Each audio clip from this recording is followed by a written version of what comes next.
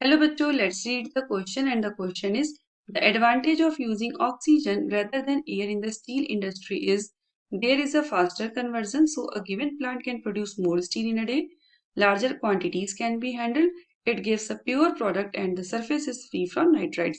We have given four options.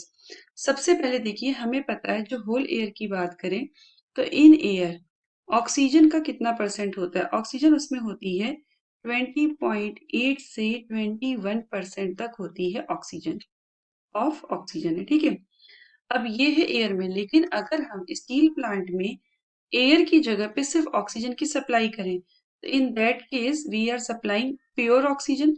जब pure oxygen होगी तो अदर गैसेस के होने के चांसेस कम रह जाएंगे। तो 100% प्योर ऑक्सीजन से मतलब 98% से 100% तक प्योर हम ले सकते हैं। तो इसके बेनिफिट्स क्या मिलेंगे, देखिए पहला बेनिफिट हो जाएगा कंबशन फास्ट हो जाएगा, क्योंकि हमें मालूम है ऑक्सीजन सपोर्टर होती है कंबशन की, तो कंबशन फास्ट हो जाएगा, इंक्रीज हो जाएगा। जब कंबशन इंक्रीज होंगे तो जो रिएक्शन मैकेनिज्म है जिसकी वजह से स्टील प्रोडक्शन हो रहा है वो भी फास्ट हो जाएगा। तो रिएक्शन मैकेनिज्म को सपोर्ट मिल जाएगा, विल गॉट सपोर्ट।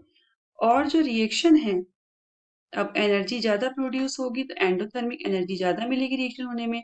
तो रिएक्शन जो है एंडोथर्मिक रिएक्शन होगी, would endothermic reaction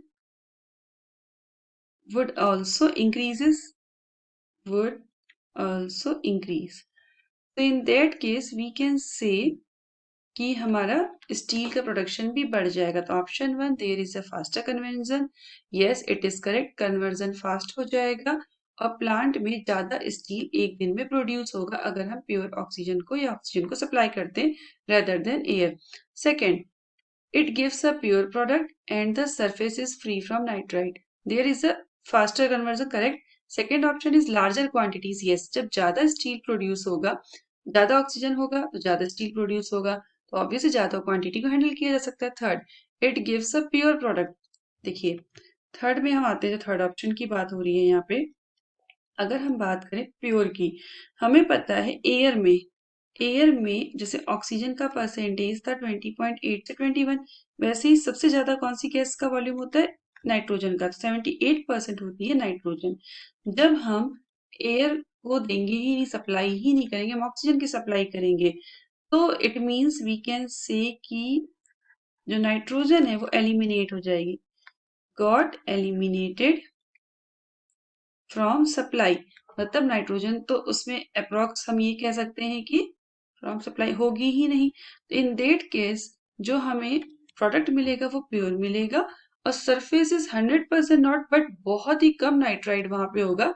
surface is approx हम कह सकते हैं कि फ्री फ्रॉम नाइट्राइड हो जाएगा। तो इस बेस पे हम कह सकते हैं ऑप्शन सी भी करेक्ट हो गया हमारा।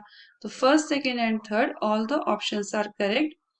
तो advantage of rather using is तीनों ऑप्शंस करेक्ट है। तो I hope you understood well, all the best.